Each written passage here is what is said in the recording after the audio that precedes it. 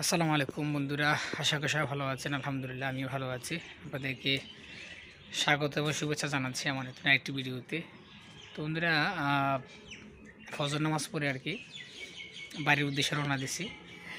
তো এখন যে বিষয়টা নিয়ে আমি কথা বলতে আসছি সেটা হচ্ছে যে আপনারা অবগত আছেন যে গতকালকে কিন্তু একটা বিশাল ধরনের একটা বক্তব্য ভাইরাল হয়ে গেছে। সেটা হচ্ছে বিএনপি মহাসচিব মির্জা ফখরুল ইসলাম আলমগীর। তিনি বলছেন যে আসলে যারা বর্তমানে মানে ছাত্র উপদেষ্টার মধ্য থেকে যারা সরকারি আছে তারা যদি কোনো দল গঠন করতে চায় বা দল বানাতে চায় তাহলে সেক্ষেত্রে তারা কোনো দলে অন্তর্ভুক্ত হতে পারবে না। তো তার এই বক্তব্যের কারণে কিন্তু আসলে আমাদের চারিদিক থেকে কিন্তু একটা মিশ্র প্রতিক্রিয়া দেখা দিয়েছে।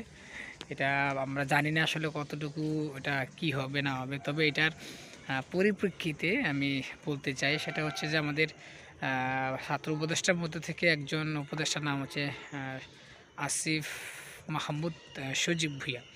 তো তিনি জনাব মির্জা ফখরুল ইসলাম আলমগীরের বক্তব্যের জেরে তিনি একটা বক্তব্য দিয়েছেন। আসলে এই বক্তব্যটা কতটুকু যুক্তিযুক্ত বা কতটুকু আমাদের এই বর্তমান প্রেক্ষাপটের সাথে মিলে যায় এটা আসলে আমরা শুনলেই বা আঁচ করতে পারবো। আর আরেকটা বিষয় হলো যে আসলে তিনি যে বক্তব্যটা দিয়েছেন এই বক্তব্যটা আসলে আমার কাছে অনেকটাই ইফেক্টিভ মনে হয়েছে, কারণ বিগত আমলে আসলে কে কাকে পুনর্বাসন করার চেষ্টা করছে বা কারা কিভাবে শেল্টার দিয়েছে, বা বর্তমানে আসলে আমি যে অভিযোগটা আমি শুনেছি ওই অভিযোগটার মধ্যে কিন্তু আসলে স্পষ্ট তিনি উল্লেখ করেছেন যে আসলে বর্তমানে প্রশাসনিক অনেক কাজে আমাদের বিএনপির অনেক মানে হাই প্রোফাইল বা হাই কমান্ডের লোক সেখানে বসা হয়েছে। আসলে এটা কতটুকু রিয়েলি খবরটা এটা আসলে ওনার মুখ থেকে শুনলে হয়তো আপনারা ভালো বুঝতে পারবেন। আপনারা জাস্ট শুধু ওনার অডিওটা একটু শুনেন, তাহলে আসলে বুঝতে পারবেন যে আসলে তিনি কি বলতে চাচ্ছেন বা কি বোঝাতে চাচ্ছেন। বিএনপি মহাসচিব বোধহয় বলেছেন যে ছাত্ররা যদি রাজনীতিতে যুক্ত হয় তাহলে সরকারে থাকাটা সুষ্ঠু নির্বাচনের ক্ষেত্রে এরকম একটা মন্তব্য তিনি করেছেন। তো সেক্ষেত্রে এই ক্ষেত্রে আমাদেরও অবস্থানটা স্পষ্টই যে কেউ যদি রাজনৈতিক দলের সাথে যুক্ত হয় সেক্ষেত্রে যেহেতু এটা একটা বিশেষ পরিস্থিতি সরকার তার সরকারে থাকাটা নৈতিক জায়গা থেকে উচিত না, এটা আমি নিজেও মনে করি। এবং তবে এক্ষেত্রে যদি যারা ছাত্ররা এখন রাজনৈতিক দল খোলার কথা বলছেন, বৈষম্যবিরোধী ছাত্র আন্দোলন কিংবা নাগরিক কমিটি, সরকারে যে তিনজন ছাত্র উপদেষ্টা আছেন তারা যদি এই প্রক্রিয়ার সাথে না থাকেন তাহলে তো সেক্ষেত্রে কোনো বাধা নেই, সেক্ষেত্রে কোনো বাধা থাকার কথা না। কিন্তু যেটা তিনি বলেছেন যে ছাত্রদের অংশগ্রহণ ছাড়া যে নিরপেক্ষ সরকারের যে ধারণাটা তিনি দিতে চেয়েছেন এটা তো মূলত আসলে ১/১১ সরকারের মতো, এবং ১/১১ সরকার আমরা দেখেছি যে কিভাবে আওয়ামী লীগকে ৮ সালের নির্বাচনে ক্ষমতায় আনার জন্য পাটাতনটা তৈরি করেছে, এবং বিএনপিরও সেই সরকার নিয়ে এই সেম অভিযোগটাই আছে যে ১/১১ সরকার আওয়ামী লীগকে নির্বাচনে আনার জন্য পাটাতনটা তৈরি করে দিয়েছে শেষ মুহূর্তে গিয়ে। তো এটাও তো আমরা চাই না কোনোভাবে। আমরা একটা ফ্রি এন্ড ফেয়ার ইলেকশন, সংস্কার কার্যক্রমের পরে একটা ফ্রি এন্ড ফেয়ার ইলেকশন আয়োজন করাটাই এই সরকারের মূল উদ্দেশ্য।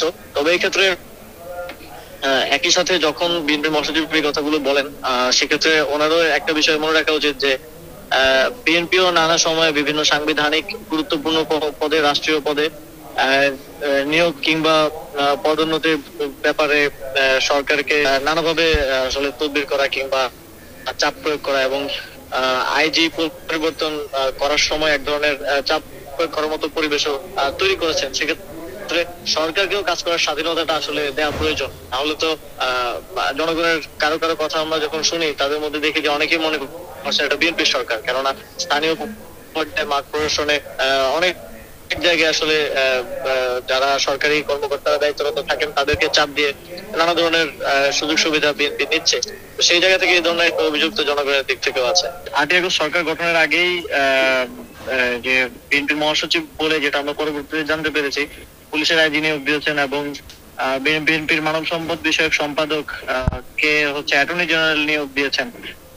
তো এছাড়াও আরো বিভিন্ন সাংবিধানিক পদে যখন বিএনপির লোকজনকে নিয়োগ দেওয়ার সরকারের সাথে তদবির করে এবং চাপ দিয়ে নিয়োগ দেওয়ার মতো ঘটনা ঘটেছে, তো সেটা তো আসলে অন্যান্য রাজনৈতিক দলগুলোর জন্য একটা শঙ্কার বিষয় যে একটা সুষ্ঠু এবং নিরপেক্ষ নির্বাচন কিভাবে সম্ভব হবে যদি একটা দলের প্রতিনিধিত্ব প্রশাসনে কিংবা যারা নির্বাচন আয়োজন করবে নির্বাচন কমিশনে থাকে, তাহলে সেটা কিভাবে আসলে সুষ্ঠু এবং নিরপেক্ষ নির্বাচন হতে পারে, এই শঙ্কাটাও আছে। এবং সরকারের দিক থেকে আমরা চাই একটা সুষ্ঠু এবং নিরপেক্ষ নির্বাচন আয়োজন করতে, এবং সেক্ষেত্রে এখনো আমরা এটাই চাই যে সকল রাজনৈতিক দলগুলো এই ক্ষেত্রে সরকারকে সহযোগিতা করবে।